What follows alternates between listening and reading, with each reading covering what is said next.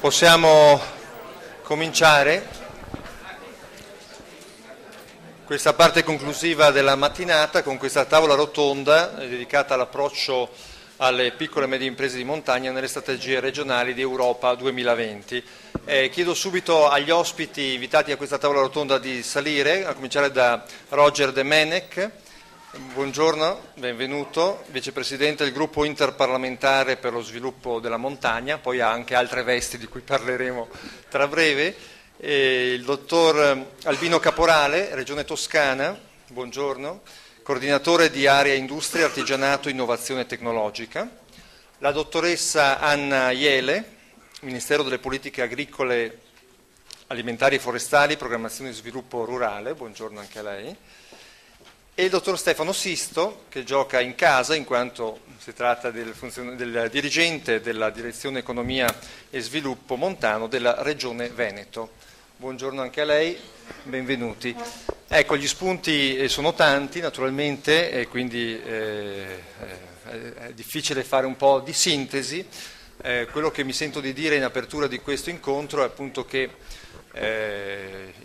chi vive in questo territorio lo sa naturalmente, chi non vive qui lo immagina o lo sa comunque indirettamente, che è un territorio molto particolare.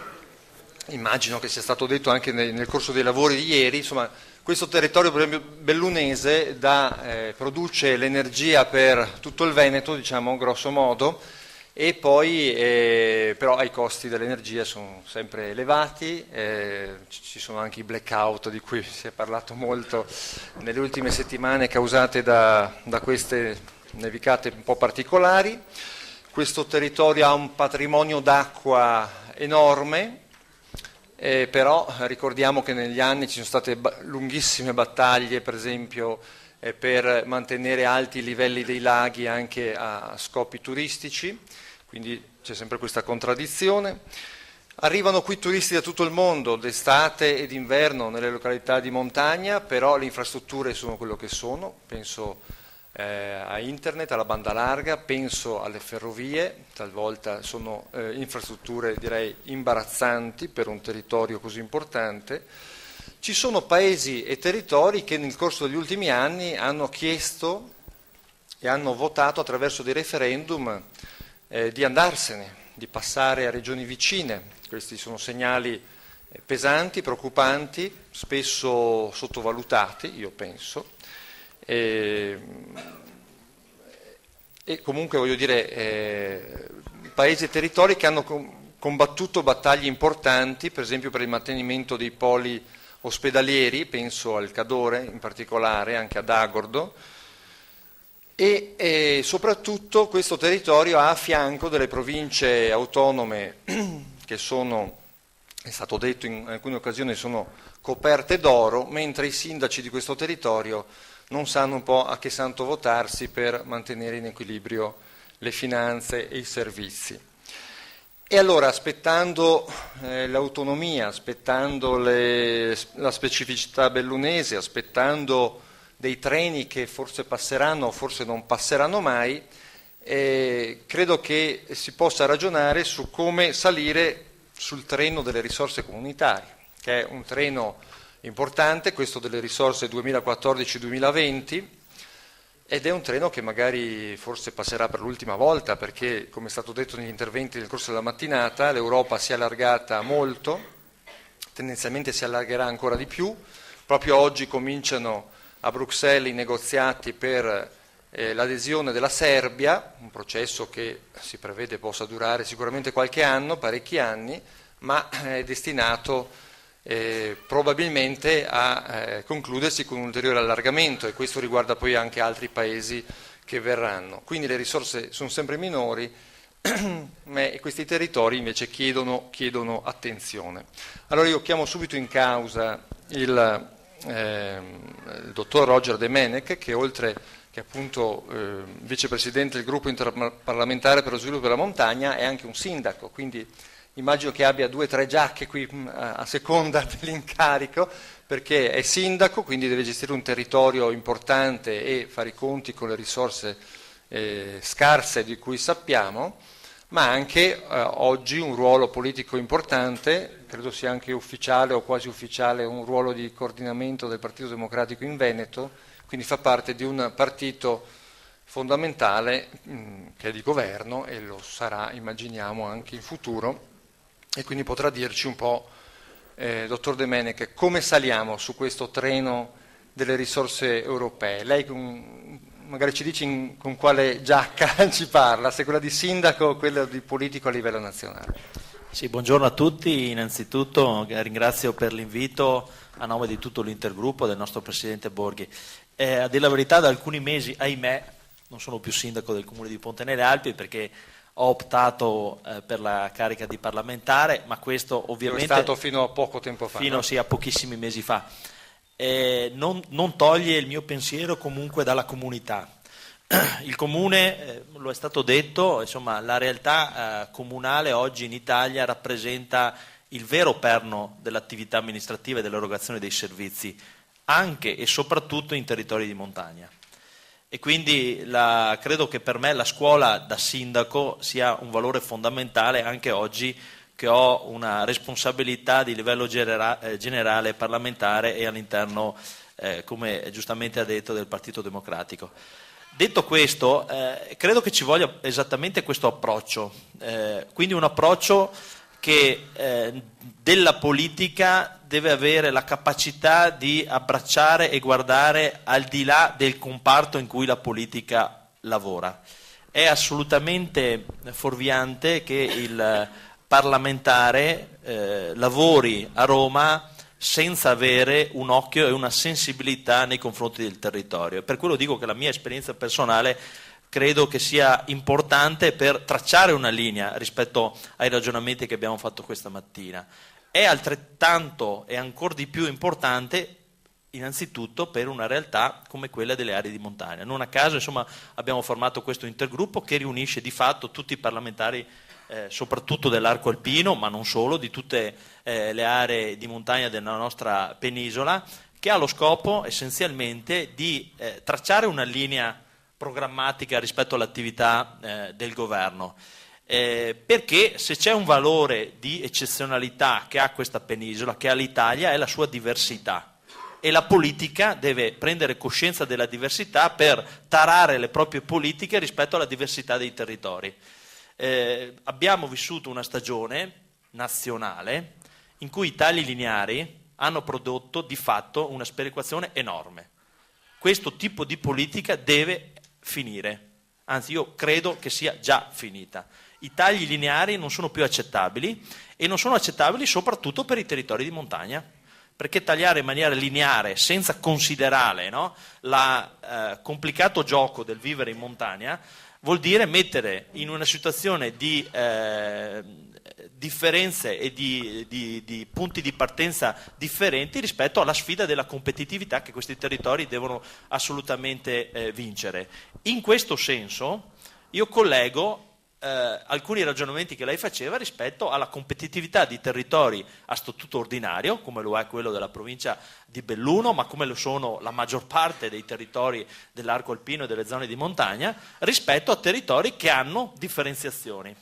Allora qui non si tratta di rimettere in gioco le autonomie e le specificità degli altri territori, si tratta invece di dare condizioni di competitività ai territori che oggi non lo hanno, quindi a territori come quelli in cui siamo oggi, la provincia di Belluno. Questo è uno degli elementi fondamentali che dobbiamo inserire in tutti i ragionamenti, anche rispetto alla programmazione europea che prima è stata descritta da chi mi ha preceduto in maniera molto puntuale, che deve avere questa sfumatura rispetto a questi territori. Rispetto alle aree interne noi diciamo, insomma, e credo che anche l'Europa lo dica in maniera molto forte, che la sfumatura dei territori di montagna rispetto alla proiezione della competitività dei territori stessi, e la competitività dei territori vuol dire garanzia di vita in quei territori. Se i territori non sono competitivi e non sanno stare sul mercato, in quei territori c'è lo spopolamento, la gente se ne va e è attratta da poli che sono più competitivi. Questo insomma l'abbiamo visto, l'abbiamo letto in tutte queste relazioni che ci sono state. Ecco, questa è la vera sfida. E quindi, come per iniziare, dobbiamo riportare al centro la diversità di questi territori perché per rimettere le condizioni di ridare a questi territori le risorse necessarie per la vita. Io sono molto d'accordo sulle strategie che sono state declinate prima rispetto alle aree interne e quindi partendo anche dai servizi alla persona, perché è chiaro che non c'è un territorio, il territorio non ha nessun futuro se le persone non sono in grado di vivere in quel territorio in maniera decorosa e con pari condizioni rispetto ai territori, no, che hanno meno difficoltà rispetto alle aree di montagna. Questo però, ripeto, deve essere inserito all'interno di un contesto nazionale ed europeo e deve essere sfumato, lo dico insomma perché in alcune relazioni che abbiamo avuto con i ministeri, deve essere sfumato anche con la peculiarità dell'asse di montagna, perché dentro le aree interne la montagna ha ancora caratteristiche diverse e su questo c'è ancora da lavorare con un'ottica europea, anche facendo delle alleanze forti con i territori che hanno caratteristiche omogenee, sia essi italiani e non, siano essi a statuto ordinario come è la regione del Veneto rispetto alle regioni che ci stanno a fianco e che sono a statuto speciale. Ecco, la dottoressa Locatelli nell'intervento di poco fa diceva bisogna invertire le tendenze demografiche, no? Quindi per invertirle bisogna creare lavoro, creare impresa, trattenere i giovani, dare queste possibilità. Con la sua esperienza di amministratore locale ed oggi con una visione anche nazionale, concretamente che cosa si può fare subito? Concretamente io ne ho parlato proprio in queste settimane con la scusa, diciamo, non felice del blackout con il ministro Zanonato che era qui ieri. Se noi pensiamo di poter garantire livelli di servizi all'altezza del mondo in cui viviamo, senza tarare la gestione di questi servizi per le condizioni particolari della montagna, e poi farò qualche esempio molto pratico, noi corriamo il rischio che non riusciamo a garantire questi servizi a chi abita in ambienti complicati come sono quelli di montagna. Questo vuol dire ritarare anche le normative nazionali rispetto alla garanzia del servizio. Il che vuol dire che quando siamo nei confronti di un gestore di linea elettrica dobbiamo ritarare, no, gli standard di servizi di quel gestore rispetto al fatto che non è in una zona normale della nostra penisola, è in una zona in cui le avversità climatiche possono essere molto importanti, come è successo, e quindi dovremmo ritarare completamente il servizio. Qui vuol dire ritarare l'erogazione dei servizi, perché non è possibile che poi noi abbiamo la stessa qualità del servizio rispetto a territori in cui le avversità atmosferiche, le situazioni al limite non ci sono. E molto semplicemente dobbiamo ritarare la normativa perché i servizi in rete, la telefonia mobile abbia standard di servizi che possono garantire, no, il servizio stesso anche in situazioni estreme. Oggi non è così, tanto è vero che quando salta un sistema come quello dell'energia elettrica, a cascata tutta un'altra serie di servizi non sono più presenti sul territorio.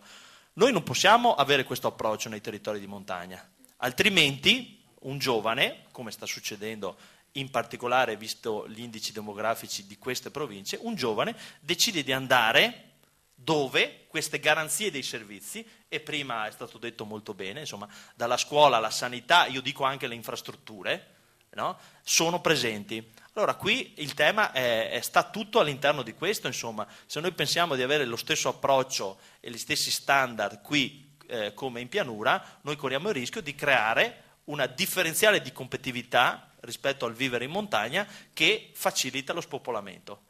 E qui è molto semplice, ripeto, io ho fatto un lungo ragionamento col ministro Zanonato perché da questa, chiamiamola così, occasione di difficoltà nascano politiche per la garanzia dei servizi anche molto concrete, perché noi abbiamo bisogno di concretizzarle queste politiche, non possiamo solo declinarle nei convegni, questa è la verità. La politica, il compito nostro è quello di trasformare questo in proposte concrete.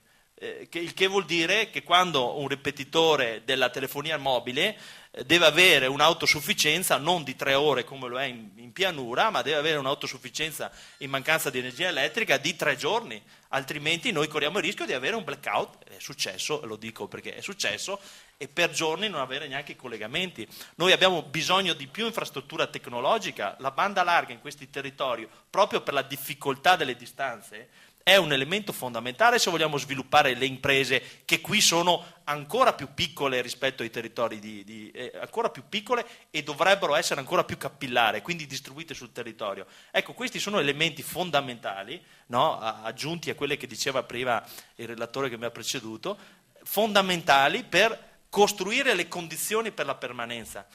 E chiudo dicendo che la permanenza del vivere in montagna è il requisito indispensabile perché l'ambiente e il territorio di montagna sia preservato a garanzia della pianura anche. Qui ormai il tema, no, lo dico, il tema del bellunese, lei ha citato il referendum, non è più un tema strettamente legato al territorio bellunese. Ormai è diventato un tema di una organizzazione del Veneto e un'organizzazione in più generale delle aree di montagna, delle aree interne, delle aree come una volta venivano definite svantaggiate del nostro territorio. Noi non possiamo pensare che il futuro dell'Italia sia concentrato nelle grandi metropoli, questa è la verità e credo che questo la politica lo abbia capito.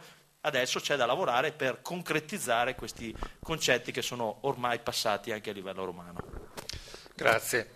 Andrei dal dottor Albino Caporale perché della Toscana, perlomeno la visione così bucolica che abbiamo noi di questa regione collinare bellissima, col Chianti, gli ulivi, eccetera. Qual è, dottore, la situazione in montagna in Toscana? Cioè i problemi, magari non ci sono le Dolomiti, ma i problemi, voglio dire, sono i medesimi nei piccoli centri. Grazie. Voglio ringraziare innanzitutto Confartigianato per l'invito. Ieri ho ascoltato lo studio, la relazione e l'ho segnalata a Sabina Lucatelli perché dà una lettura dei territori, delle aree interne, tra cui ci sono anche la montagna, leggermente diversa da quella su cui si è lavorato in questi mesi, anche rispetto alle politiche. Le aree interne, anche la montagna, anche l'area interna toscana, sono aree in cui non c'è solo colline, vino, ma ci sono luoghi in cui ci sono imprese, distretti industriali. Devo dire, non c'è bisogno di raccontare che questa cosa che unisce un pochino la Toscana al Veneto con lo studio fatto dal ministro Trigilla quando era ricercatore sulle subculture, quindi unisce anche l'organizzazione territoriale del territorio, questa specificità. Devo dire, a mo' di battuta, visto che si parlava di treni, ci unisce anche una cosa strana. Ieri, venendo su con il collega Confartigianato, abbiamo visto che abbiamo viaggiato su una carrozza ferroviaria in cui c'era il memorario della regione Toscana, quindi una carrozza del servizio ferroviario regionale. Non si sa se l'abbiamo pagata noi, la regione Veneto, o speriamo l'abbia pagata Ferrovie. Qui per arrivare però a un punto, io credo che qui, io voglio essere un pochino, aprire un po' un punto su una questione anche sulle aree interne e sulle aspettative. Il professor Baldi ha fatto un quadro di uno spaccato di quello su cui andiamo a lavorare sulle fondi comunitari.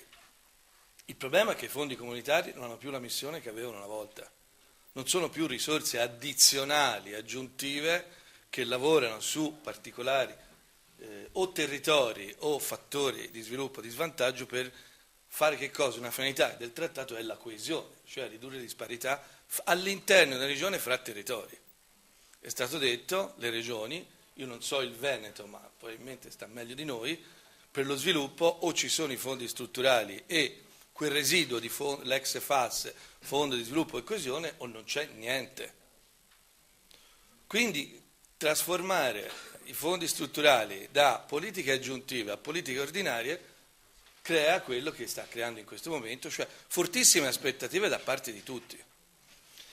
La Regione Toscana avrà per 6 anni, perché il 2014 sarà dedicato a scrivere i programmi, non abbiamo ancora le regole sugli aiuti le stanno scrivendo in questo momento, avrà qualcosa come circa 800 milioni, se le divido in 6 anni, per 400.000 imprese, per 280 scarsi comuni, dite voi può essere l'impatto, professor Baldi. posso concentrare quanto voglio, ma l'impatto delle politiche di fondi strutturali è quella che è. Qui c'è un tema che ieri è venuto fuori, è quello delle politiche ordinarie.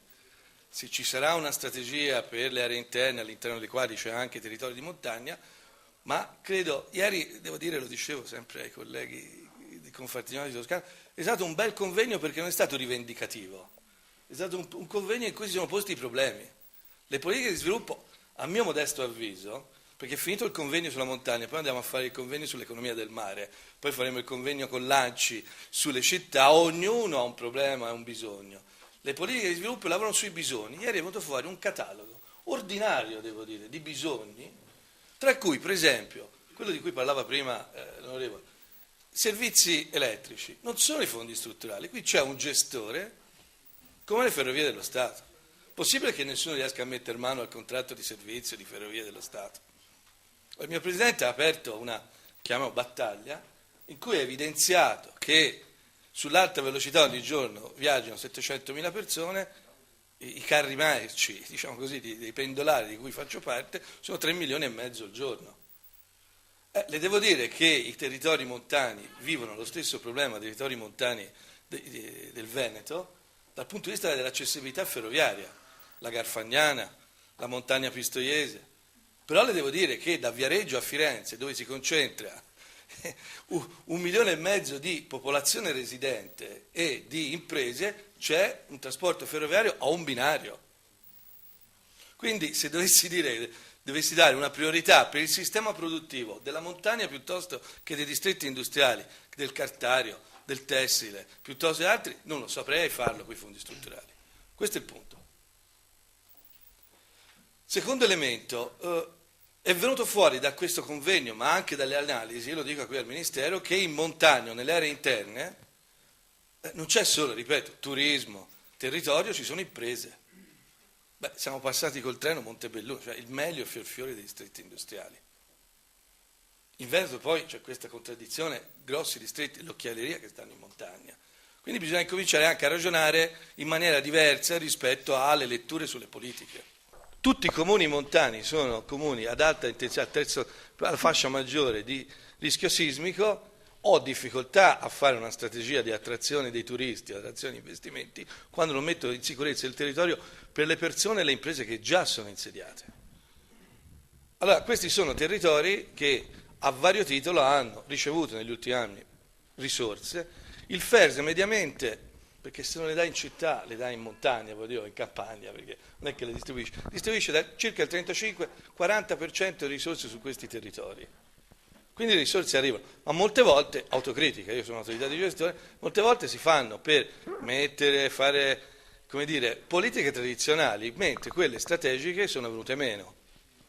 Allora, questa occasione delle aree interne io credo che sia un'occasione di breve periodo, perché l'aspettativa è altissima, le risorse sono scarsissime, di invertire un metodo di fare politica di sviluppo su questi territori. Primo, bisogna, ieri è deliberato la giunta regionale, credo, e quindi partiremo da questo percorso. Prima, come ha detto l'onorevole, prima bisogna mettere in sicurezza i territori nel senso più ampio del termine, perché se non si dà garanzia alle persone che vi abitano di poter avere un motivo per abitarvi, perché se non c'è un asilo nido, non ci sono scuole, se bisogna, per arrivarci, bisogna metterci 2 ore con mezzi impervi e tutto, che tipo di politica di attrazione di turisti si può fare? Non è un caso che sui dati che vengono dati a livello nazionale, 4 regioni, tra cui anche la mia, nelle aree ultraperiferiche c'è stato un incremento di residenzialità. Può darsi che alcune porzioni di quel territorio abbiano migliorato i servizi. Allora, prima si lavora sulla diritti di cittadinanza, trasporti, scuola, sanità, e la dottoressa Lucatelli ha fatto una narrazione, come si dice, un termine che viene usato dal DPS ultimamente, parziale, ma dico la mia, c'è stato uno scontro molto forte col Ministero, dove devono dire al Ministro Barca e poi il Direttore Barca, sull'addizionalità, perché ci venivano chieste strategie su cui le risorse vengono trasferite dallo Stato. Ai tavoli, c'è una collega, venivano i Ministeri della Sanità, dei Trasporti e dell'Istruzione che dicevano: i trasporti è competenza vostra, la sanità è competenza vostra, l'istruzione è competenza vostra, quindi l'addizionalità la deve garantire la Regione. il fatto di aver messo un fondo montagna, aree interne, non so come chiamarlo, di 92 milioni, che è insufficiente, però è un segnale, perché si lavora invertendo il metodo. Prima si fanno politiche ordinarie per il consolidamento delle condizioni di vita e di sviluppo sui territori, poi si fanno politiche addizionali, altrimenti sono risorse buttate via. Se all'Abetone occorre fare, mi diceva ieri un collega, un impianto di risalita, bisogna lavorare da quello, è inutile fare politiche di promozione dei prodotti tipici, quando in realtà il territorio non ha condizioni per vivere ordinariamente. Terza cosa, e qui chiudo,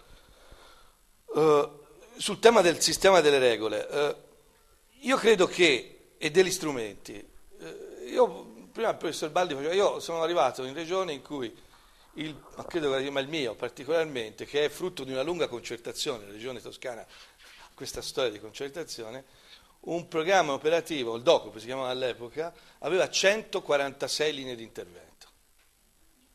C'era, vogliamo parlare, un bisogno sugli orafi e si faceva un bando, cioè a fare un fondo di garanzia per il tessile e si apriva una linea, con una moltiplicazione. Allora, la nostra capacità insieme di fare pochi strumenti flessibili, poi possiamo discutere la valutazione, lo sportello, eccetera, con tempi certi di risposta all'utenza. La Regione Toscana ha una legge in cui entro 90 giorni bisogna approvare le graduatorie, salvo quando arrivano domande in un numero strepitoso, ma non superiore a 120 giorni, altrimenti c'è una sanzione al dirigente che paga la penale personalmente e disciplinarmente, non è questo il punto. Bisogna attrezzarci per far questo, bisogna dare certezza sui tempi di risposta all'impresa nel caso degli aiuti, bisogna ridurre al massimo i livelli di discrezionalità degli uffici nel erogare e nel riconoscere i contributi, bisogna concentrare i contributi, perché io non so il Veneto quante risorse avrà, ma il collega Terrabuio credo ne abbia un pochino più di me, questa volta ha avuto un buon negoziato, ma comunque sono sempre infinitamente poche rispetto all'universo delle potenziali imprese che possono accedere. Quindi su questo dobbiamo metterci d'accordo, lavoriamo su determinati fattori di sviluppo, sulla qualità dell'investimento, su alcuni elementi, anche concentrandoli territorialmente in una procedura concentrativa, o altrimenti noi rischiamo di fare, come dire, distribuzione non a pioggia, distribuzione, che poi sia pioggia o meno, statisticamente non è nemmeno pioggia perché il numero delle imprese che arriverà sarà un grandine abbastanza grosso da questo punto di vista. Grazie. Parlerei un momento di agricoltura in montagna, no? Si parla sempre di turismo, di infrastrutture, giustamente di aziende, le aziende sono anche le aziende agricole. Noi qui a pochi chilometri abbiamo un territorio che si chiama Cadore, in provincia di Belluno, e che ha vissuto, faccio questo a titolo di esempio, ha vissuto un'epoca industriale con l'insediamento, industriale e artigianale con l'insediamento delle occhialerie, dei laboratori di occhialeria, che poi via via hanno perso numericamente importanza per concentrarsi su alcuni grandi poli, e l'economia montana è costretta da qualche anno a reinventarsi, a reinventare l'accoglienza, a reinventare anche l'artigianato e appunto l'agricoltura di montagna. E il risultato è che si sono perse poi professionalità, manualità, tradizioni. Oggi in Cadore è difficile trovare le mucche al pascolo, per dire, no? Rispetto a una volta. Allora chiedo alla dottoressa Anna Jele, che si occupa di queste cose quotidianamente, lo sviluppo rurale in montagna, da cosa può partire e quali sentieri può percorrere, insomma, per trovare un compimento? Il regolamento sullo sviluppo rurale non prevede specificamente una linea di intervento per la montagna, prevede l'eventualità di un sottoprogramma sulla montagna, perché concepisce l'agricoltura come agricoltura ovunque la si svolga, naturalmente se le condizioni lo consentono.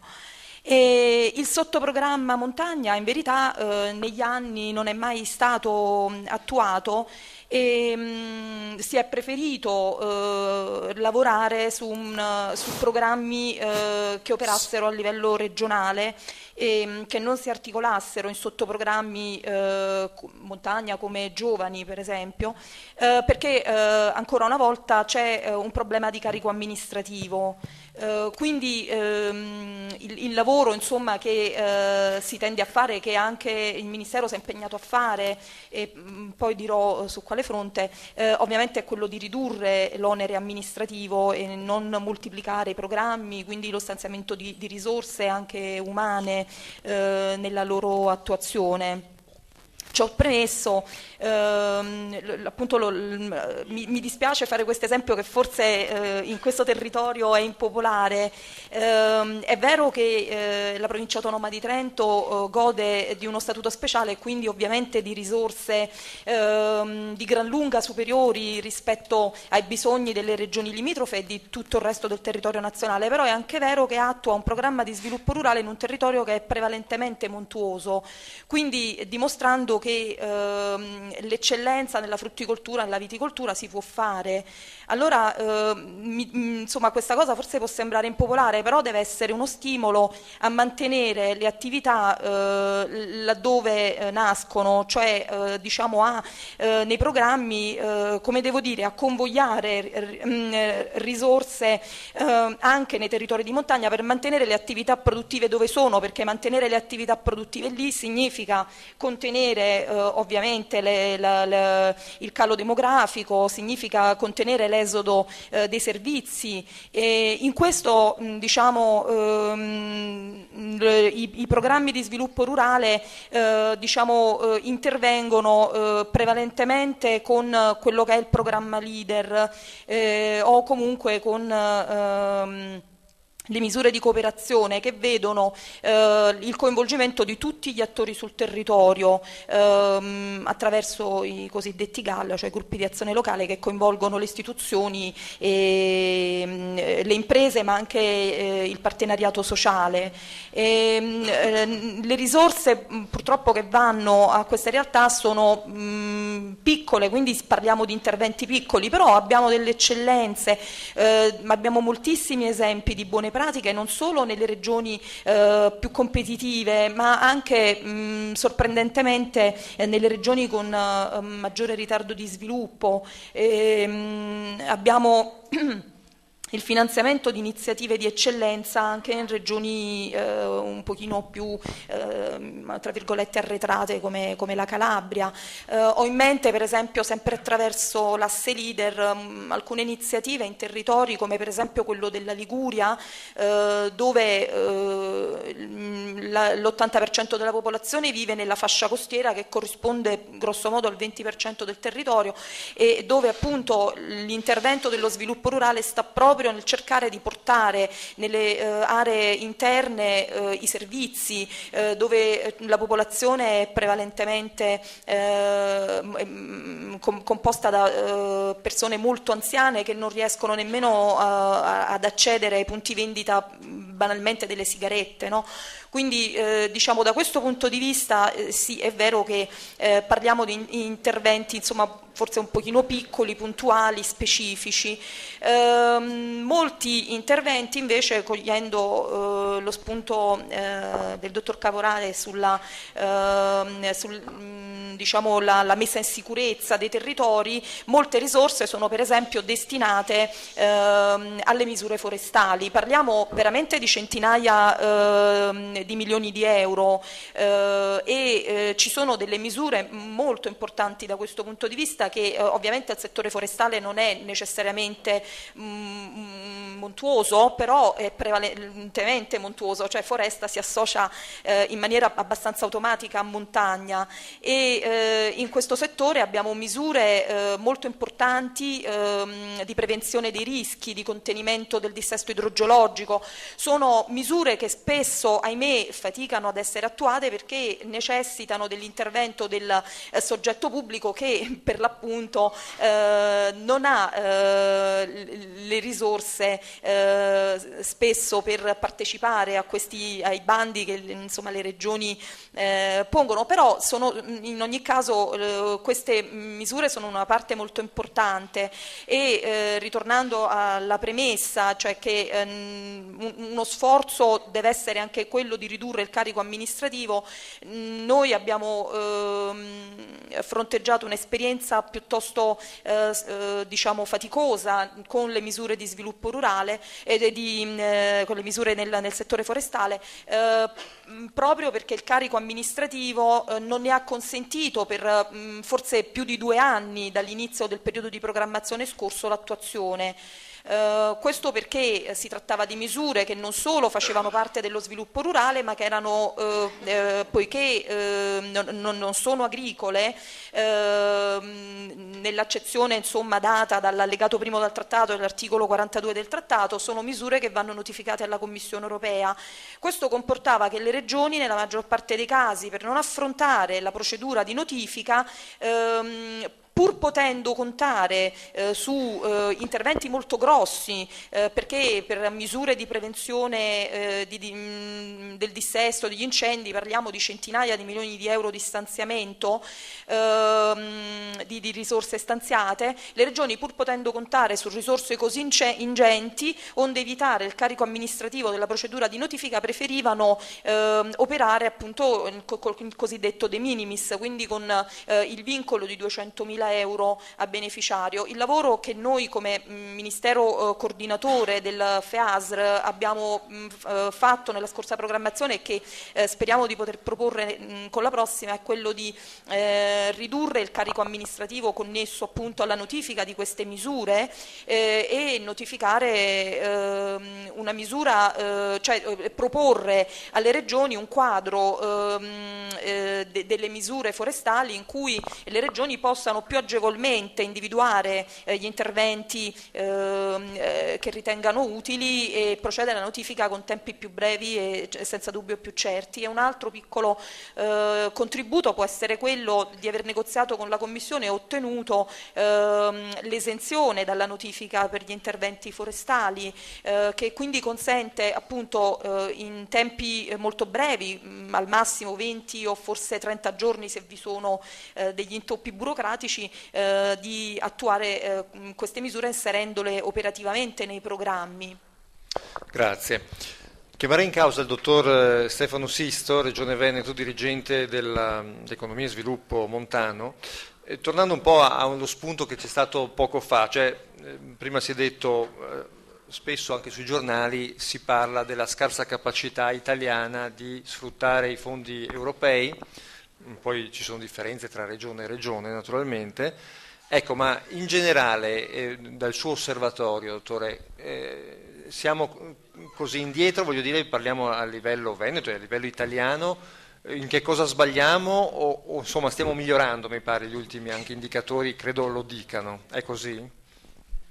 Grazie, innanzitutto buongiorno a tutti, porto innanzitutto il saluto dell'assessore Ciambetti, dell'assessore Finozzi e dell'assessore Manzato, che sono i referenti, diciamo, per le diverse politiche legate alla programmazione dei fondi comunitari e per il turismo e la montagna. Io mi occupo con una visione di carattere generale poi di tematiche relative allo sviluppo e all'economia montana e diciamo che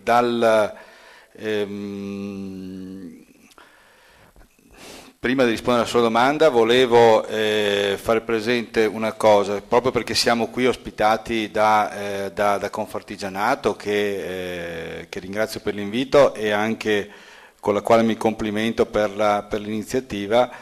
Ecco, accanto ai fondi è importante che ci siano anche delle regole semplici, ecco, semplificazione delle regole non solamente per l'utilizzo e la gestione dei fondi comunitari, nazionali e regionali, ma anche per la gestione stessa dell'attività economica, dell'attività imprenditoriale, è un fattore essenziale perché per la riuscita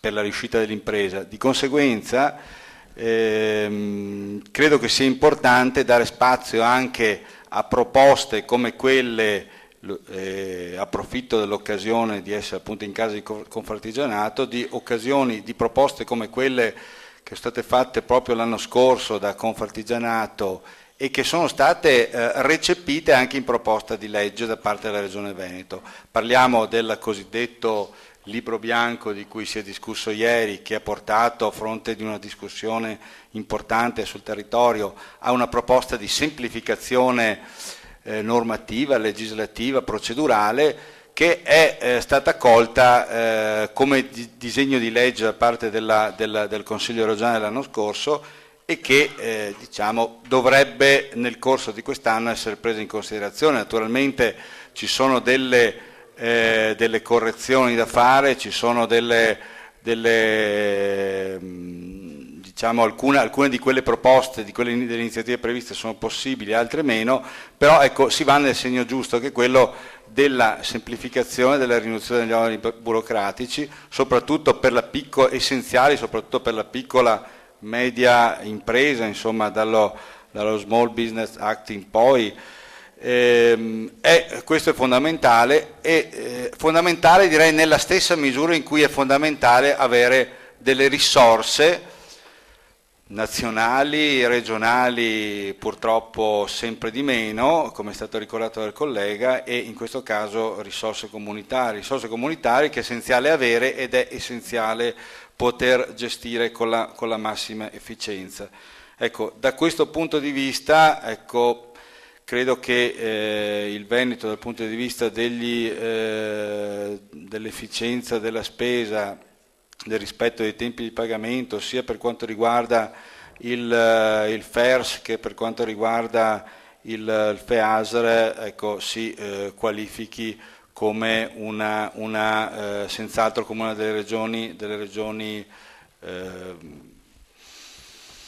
più attive, insomma più capaci di utilizzazione dei fondi, il che non vuol dire che si sia raggiunto l'optimum, e ogni programma rappresenta una sfida per fare meglio, per superare gli obiettivi e i risultati che si sono ottenuti nella programmazione precedente, e anche in questa chiaramente lo sforzo che viene fatto, che è in corso da parte di tutti i livelli dell'amministrazione regionale e del territorio attraverso il partenariato, è quello di definire innanzitutto degli scenari, delle valutazioni di carattere preventivo e quindi degli indicatori di risultato che siano in grado di orientare nella maniera migliore lo sforzo fatto. Ha ragione il collega quando ricordo anch'io, insomma, nelle passate programmazioni, sia quelle agricole, io mi occupavo più di agricoltura, ma anche quelle del POR, una quantità esagerata di misure, di sottoazioni, e è chiaro che bisogna andare verso uno snellimento di questa articolazione, e in questo senso anche la concentrazione tematica da una parte e anche la possibilità di gestire in maniera integrata sul territorio le risorse disponibili anche attraverso l'uso di diversi fondi, chiaramente potrebbe andare in questa direzione. Ecco, venendo nello specifico e quindi parlando un po' visto che tra l'altro siamo anche qui tra virgolette in casa, per parlare un po' della situazione, dello specifico della nostra regione, per quanto riguarda la montagna partiamo da una serie di indicatori che sono significativi di una realtà territoriale particolare, come ovvio, che però è particolare non in modo omogeneo sull'intero territorio nazionale e non è particolare in modo omogeneo nemmeno sullo stesso territorio regionale. Mi spiego, parliamo di montagna, però dovremmo, e questo è emerso, mi pare anche poi emerge chiaramente anche nella relazione tecnica del libro bianco che era stato fatto l'anno scorso da Confartigianato, che ci sono diverse montagne, diverse montagne sotto il profilo dei tassi di sviluppo, delle attitudini alla crescita, dell'attitudine a seguire determinati percorsi di conservazione dei territori e o di sviluppo, e il Veneto è un caso emblematico da questo punto di vista, perché già nella stessa provincia di Belluno abbiamo delle aree che particolarmente vocate per diciamo, per la necessità di tutela delle risorse naturali, di conservazione delle stesse, pensiamo al patrimonio Dolomiti UNESCO, pensiamo ai parchi naturali, ma nello stesso tempo abbiamo delle aree con forte, diciamo, in forte fermento, con grandi potenzialità dal punto di vista economico, che generano appunto, come si è detto, anche dei distretti industriali, a cominciare dall'occhialeria, insomma, che hanno esportato e continuano a esportare in tutto il mondo con altissimi livelli di competitività. Quindi andare a proporre un modello unico e delle soluzioni uniche per la montagna è chiaramente impensabile, anche se ci sono poi dei fattori complessivi che in qualche modo unificano la situazione, diciamo così, di disagio del territorio montano rispetto agli altri territori e che possono essere anche riassunti in pochi indicatori socio-economici. Ecco, è importante, qui si è parlato di attenzione al declino demografico, questo sappiamo tutti che è uno dei fattori critici più importanti per le zone montane, perché se non c'è il mantenimento della popolazione sui territori, specialmente nelle aree più marginali, c'è non solamente l'abbandono dei villaggi, eccetera, ma il deterioramento di tutte le risorse del territorio che attraverso la presenza attiva dell'uomo vengono conservate. Ecco, abbiamo che complessivamente questo declino c'è. Se andiamo a vedere i numeri, in realtà non abbiamo tanto un decremento in valore assoluto della popolazione nell'area montana, anzi abbiamo anche una crescita nel Veneto negli ultimi 10 anni che è stata del 3%. Nel resto del Veneto questa crescita demografica è stata del 18%.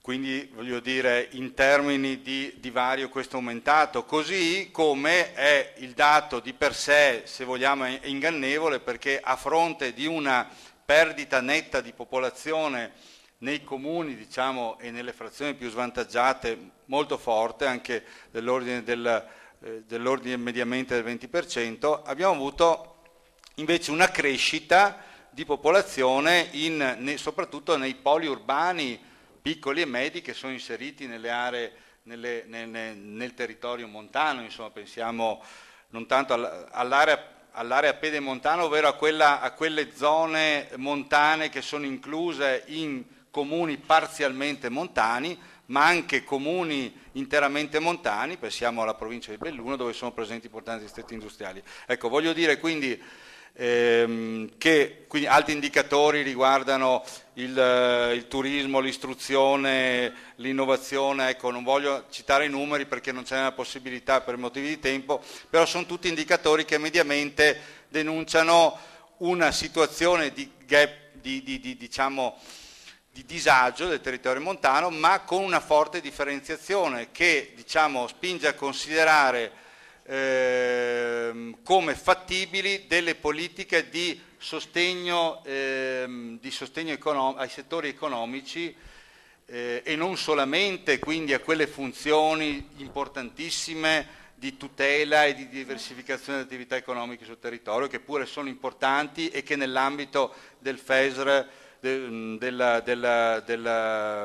Fondo di Sviluppo Agricolo, trovano uno spazio importante.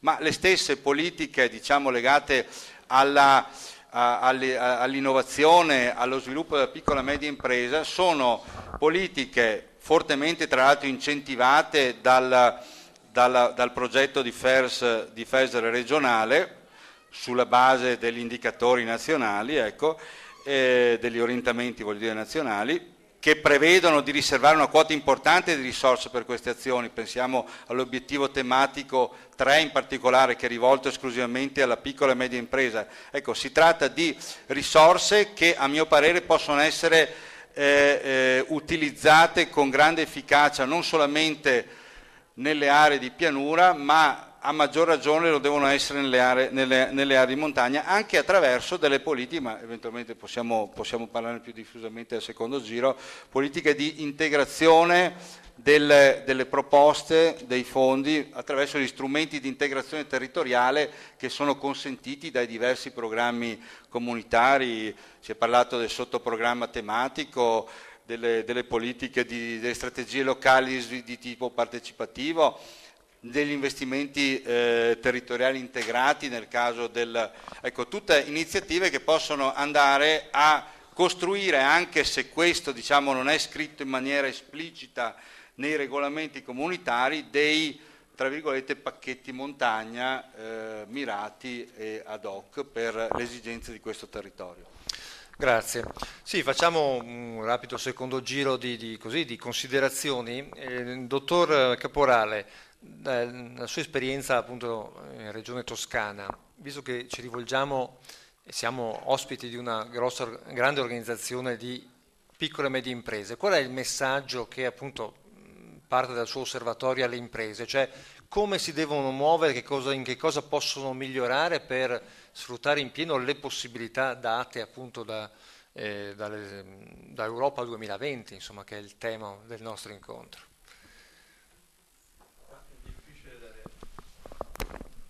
È difficile dare indicazioni all'imprenditore, è un mestiere complicato che non auguro a nessuno di fare, ma gli indirizzi, ma credo che sia la consapevolezza dell'imprenditore stesso è quello di essere competitivo. Noi venerdì faremo una sessione, inizieremo tra i tanti adempimenti che la Commissione ci chiede questo rito della smart specialization, insomma, stiamo ragionando a livello tecnico, ma credo che sia condiviso a livello politico, che bisogna puntare su un'impresa di eccellenza. Un'impresa di eccellenza è un'impresa che fa investimenti, che ha capacità di innovare, anche fare innovazioni minime e di stare sui mercati. La dimensione, perfino Banca d'Italia incomincia a dire che la dimensione di impresa non è così importante, i settori tradizionali o non tradizionali sono così importanti perché il meglio delle nostre piccole e medie imprese sta tenendo alto l'economia perché ha capacità di andare sui mercati internazionali.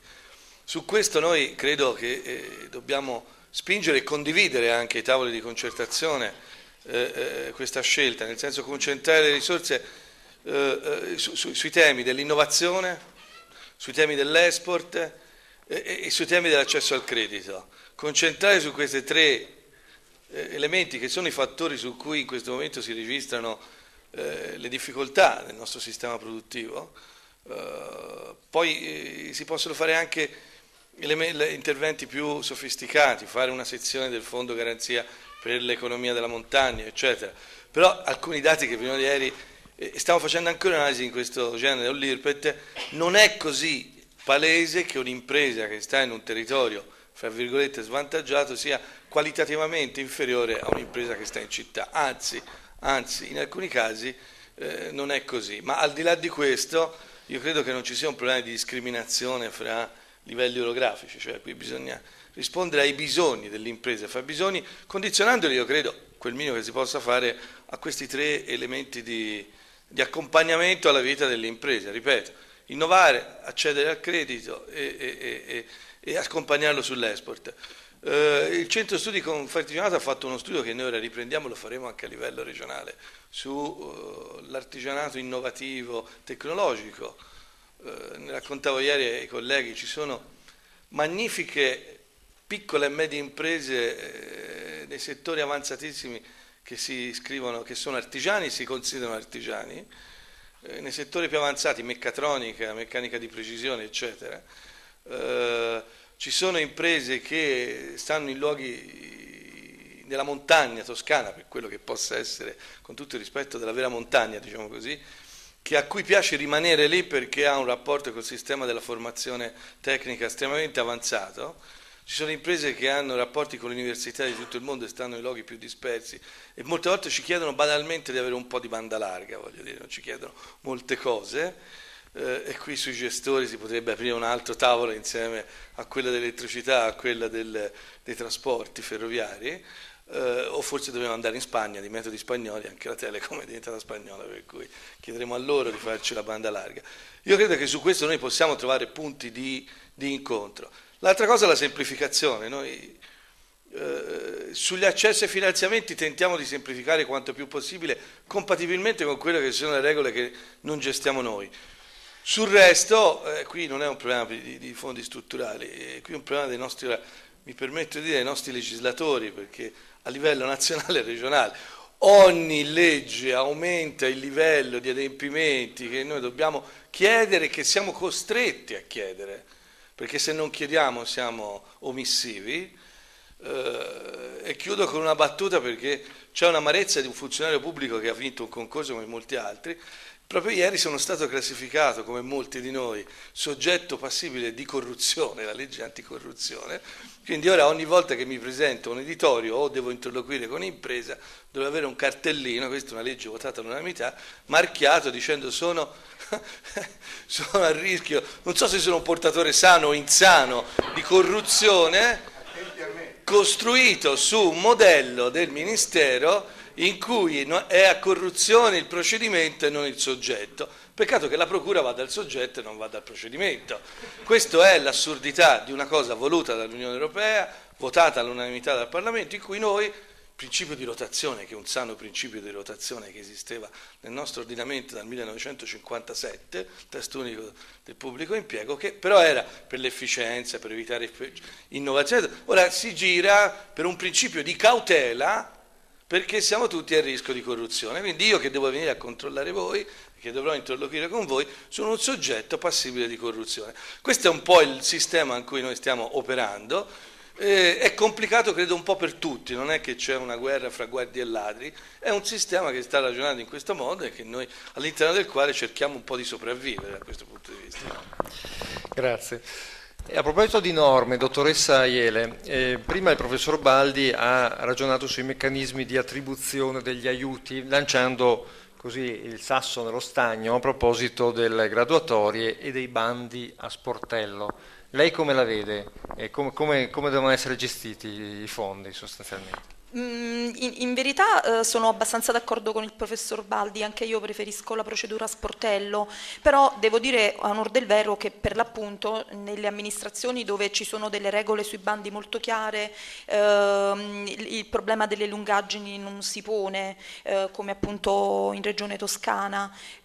Naturalmente la procedura a sportello con un tra virgolette bando, con l'apertura dello sportello con regole molto chiare, criteri di selezione molto ben definiti, non ha diciamo nulla da invidiare rispetto ad una procedura a bando che evidentemente di tipo più selettivo, perché mette in competizione le imprese tutte nello stesso momento. Volevo fare una piccola parentesi per dire che la Regione Veneto è tra quelle che per l'avanzamento della spesa si colloca sempre ai primi posti. Ogni anno diciamo è la Regione, l'anno scorso era la prima, quest'anno non ricordo se ha mantenuto questo primato come capacità di spesa, quindi questo insomma si deve dire, perché significa che sa spendere bene, che sa collocare le risorse nel modo giusto, sa fare dei bandi che non vanno deserti, e volevo anche dire che tra le regioni più performanti per quanto riguarda la banda larga, perché tra quelle che prime insomma hanno utilizzato i fondi destinati facendo il bando, insomma. Poi è chiaro che la banda larga è un aspetto piuttosto sensibile, perché non raggiunge al momento veramente tutti, c'è sempre il problema dell'ultimo miglio, però insomma va detto che la Regione Veneto in questo è abbastanza avanti. Possiamo anche far meglio, ma insomma. No, certo, però insomma va detto, cioè, noi che dal centro vediamo un po' la situazione di tutte le regioni, lo dobbiamo dire, insomma, Certo. non è una cosa che dico a tutte le regioni, è vero per il Veneto. Bene. Posso dire il Come? della Toscana è prima quest'anno, soffetto. Ecco, bene. Allora, No, FEASR, quindi no. allora Confartigianato No, ha insomma. raccolto il meglio qui, diciamo, dai. Bene, prima di dare la parola anche all'onorevole De Menech per due considerazioni, volevo chiedere al dottor Sisto questo, a proposito di semplificazione, no? Si è parlato di semplificare, di snellire, eccetera, e lei ha parlato di pacchetto montagna, no? Concludendo il suo intervento. Vuole spiegarci meglio di cosa si tratta?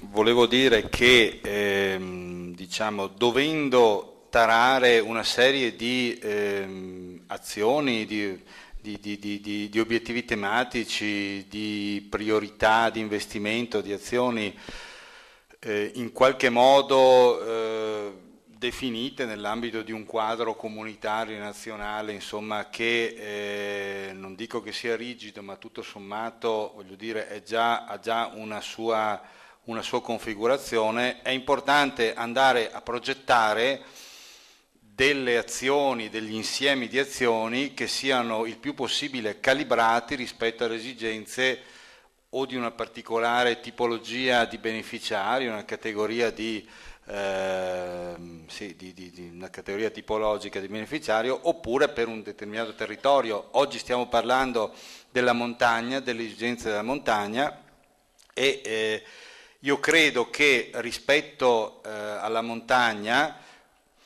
anche considerato, come dicevo prima, la forte variabilità di attitudini nello sviluppo economico e alle diverse strategie locali, ecco, e quindi non è possibile considerarla come un tutto unico, è importante ancora di più cercare di fare dei programmi che siano mirati su questo territorio. Ci sono determinate azioni rispetto alle quali è difficile parlare di un pacchetto montagna, cioè quando si parla di trasferimento di conoscenze tecnologiche, è chiaro che bisogna inquadrare soprattutto il rapporto tra i poli urbani e i poli e le aree rurali, marginali o nella fattispecie montane.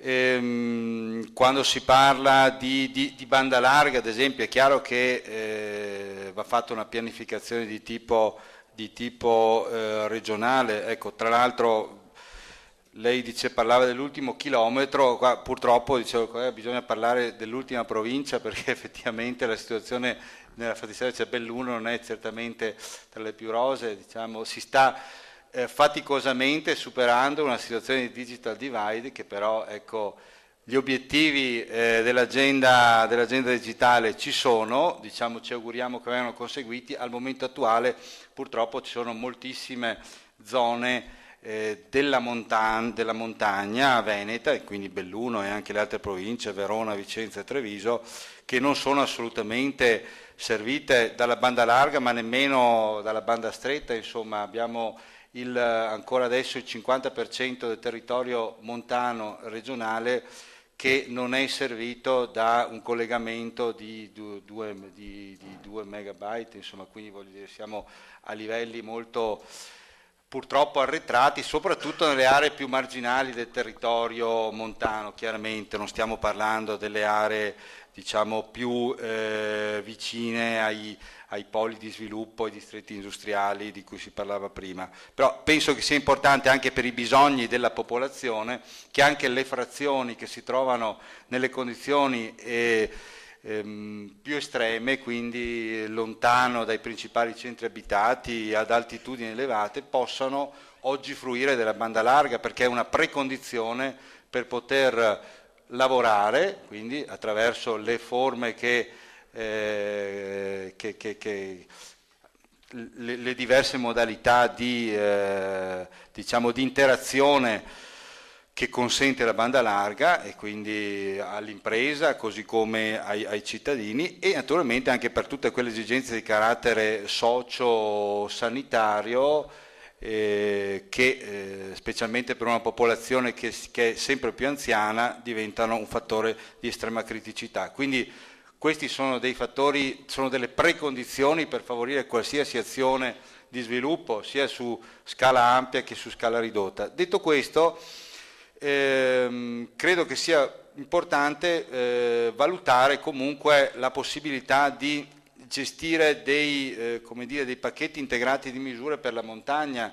In questo senso non è tanto un'azione che viene promossa e incentivata dall'alto, quanto il territorio stesso che in determinati casi chiede, diciamo, sta chiedendo alla Regione di poter seguire questa strada.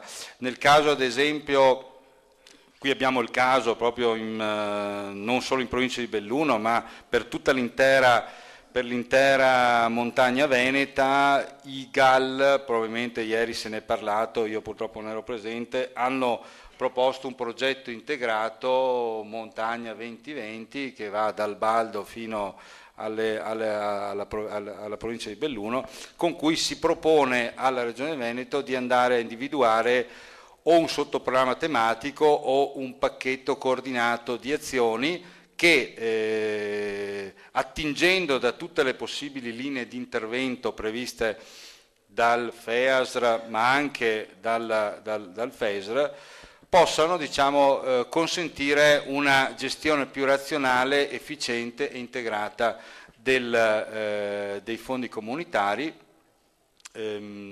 mirata quindi sul territorio montano.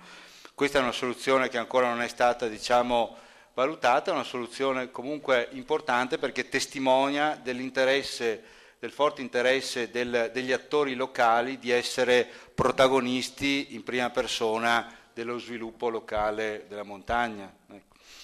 Grazie. Ecco, onorevole De Bene, che lei è stato tirato per la giacchetta, si parlava di giacche all'inizio, in quanto esponente appunto del nostro Parlamento, e i temi sono molti. Proviamo a condensare 2 o 3 punti. Semplificazione, no? Le regioni per prime chiedono semplificazione, le aziende figuriamoci ancora di più. Che cosa abbiamo all'orizzonte? Il tema della semplificazione è soprattutto un tema culturale, che va anche al di là della politica. L'Italia è un paese diverso da un punto di vista orografico, geografico, è un paese anche in questo senso molto latino e molto diverso rispetto al resto dell'Europa.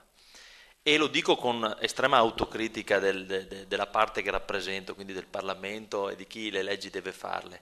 Se noi continuiamo in un processo di scarsissima fiducia fra i livelli organizzativi dello Stato, e dico lo Stato, le regioni, i comuni, e di scarsissima fiducia fra le parti sociali in campo, scarsa fiducia della politica nei confronti delle imprese, della politica nei confronti dei cittadini e viceversa, e quindi applicando questi principi che in questi ultimi anni sono stati declinati dentro le normative, pensando di poter ingabbiare quella percentuale di popolo italiano genericamente, e quindi di imprese, di cittadini, di comuni, di regioni, che fanno i furbi dentro una normativa sempre troppo stretta, noi di questa normativa moriremo. Per quello dico che è un processo culturale innanzitutto. Dobbiamo invertire la tendenza e qui ci vuole un'operazione politicamente molto coraggiosa, perché se noi non proviamo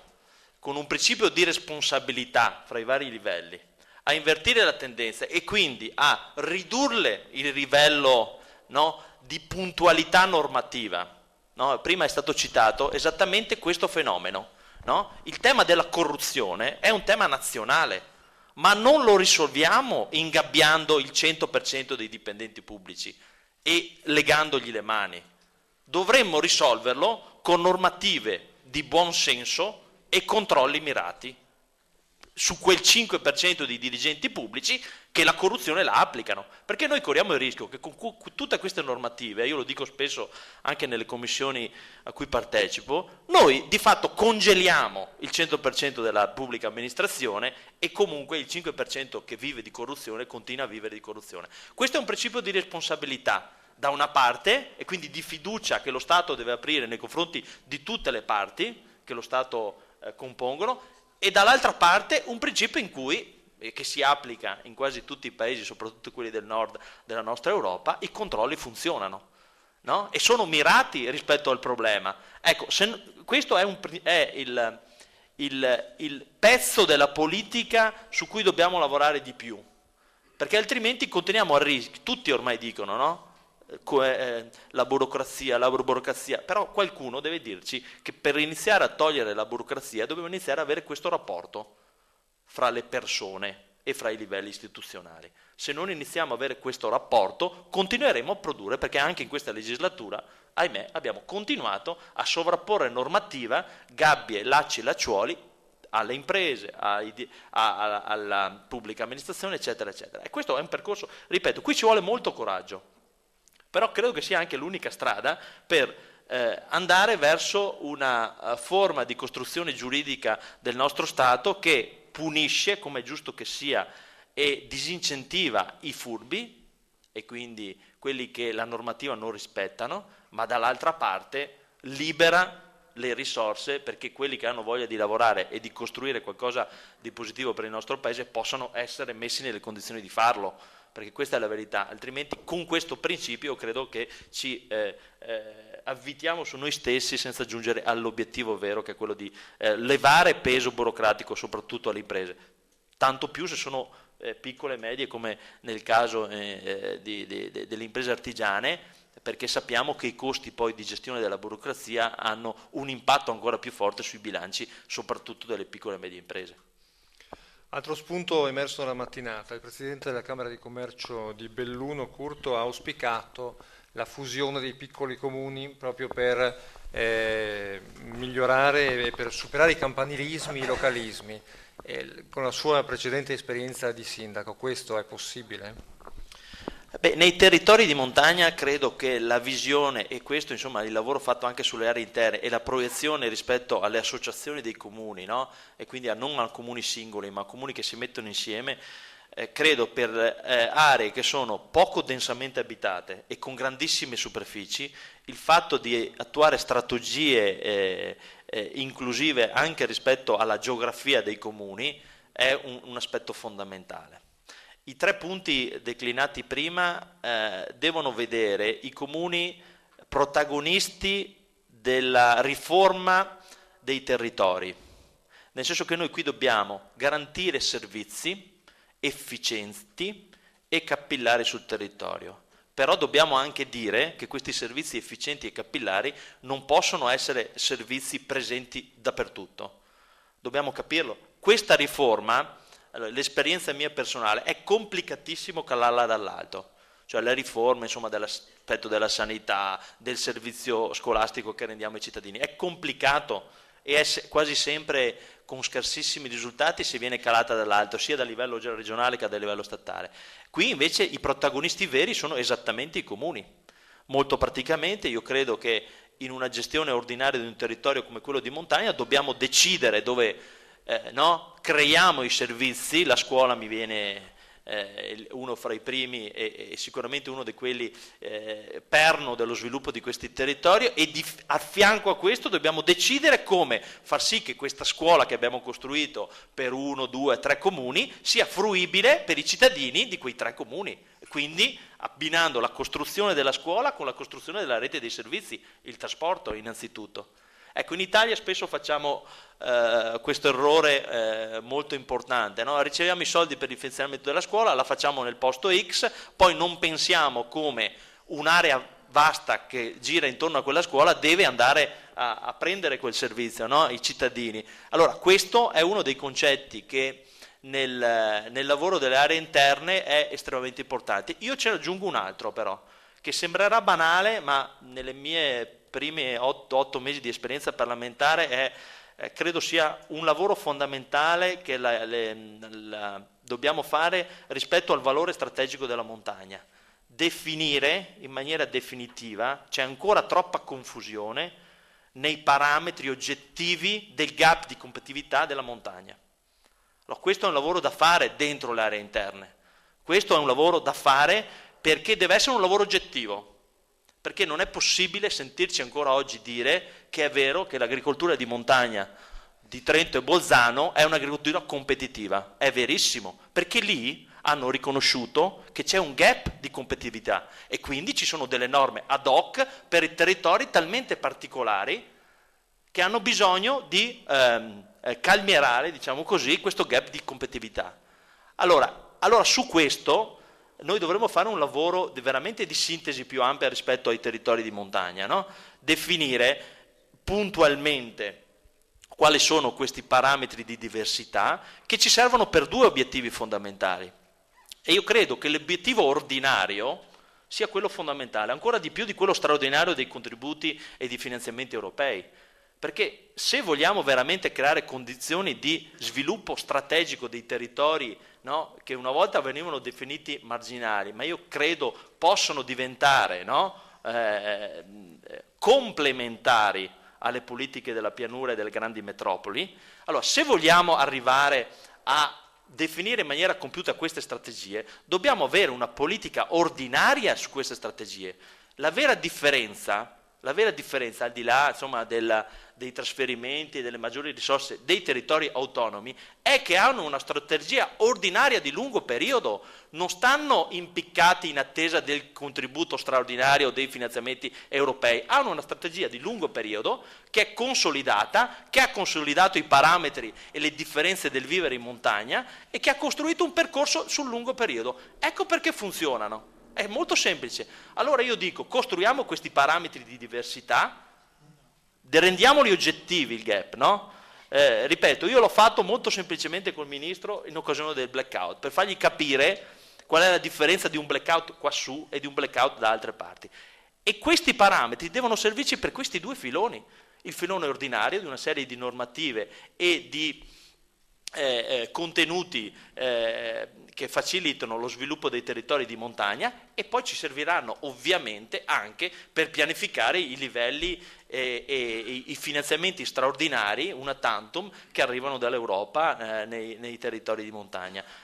Cambiare, ripeto, il modo anche di definire le aree marginali, le aree interne e le aree montane sono e possono essere uno di quei motori di sviluppo, e tanto è vero che l'Europa oggi punta a dirci non più a sottolineare, no, la necessità di investire qui o lì, ma sottolinea la necessità di ridurre i livelli di sperequazione territoriale, di diversità nei territori, di rendere i territori più omogenei. Ecco, partire da queste basi solide di conoscenza della nostra realtà per pianificare il lungo periodo è l'unica strategia che può vedere protagonisti i territori di montagna, dove le piccole e medie imprese sono, no, lasciamo perdere la Val Belluna e l'esempio dell'occhiaria in Belluno, perché potrebbe farci capire una cosa diversa rispetto a quella che è la realtà.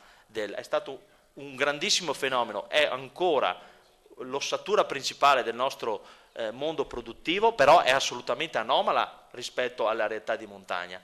Noi dobbiamo capire che le piccole e medie imprese, l'artigianato molto capillare nel territorio è quello che ci consente di mantenere la vita nei nostri paesi e insieme alla vita anche impostare tutte le politiche. Chiudo dicendo, questo poi se lo decliniamo in maniera molto pratica vuol dire che sul dissesto e sulla tutela del territorio i soldi ordinari per questi territori sono fondamentali. Oggi l'Italia, come sappiamo, su questi temi continua ad agire con interventi straordinari che solitamente, no, vengono buttati nel territorio dopo l'emergenza. Ecco, dobbiamo invertirla questa tendenza, e anche questo è uno di quei filoni per lo sviluppo delle aree di montagna. Bene, grazie. Credo che insomma qualche spunto l'abbiamo dato, qualche ragionamento è stato fatto, quindi io ringrazio i nostri ospiti dei loro interventi e ridò la parola. Grazie a voi.